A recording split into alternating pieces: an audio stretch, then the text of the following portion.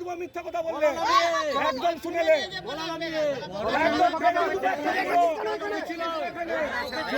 এখানে রেখেছিস পাবলিককে দেওয়ার জন্য,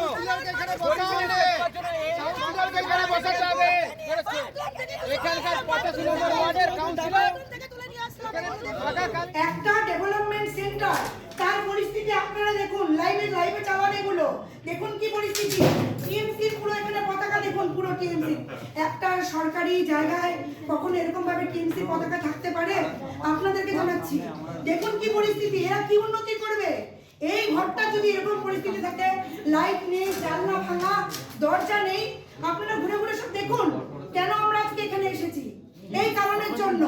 এই যে অরাজকতা চলছে, এটা চলতে দেওয়া যাবে না। ফলো করুন সংবাদ প্রতিদিন ডিজিটাল।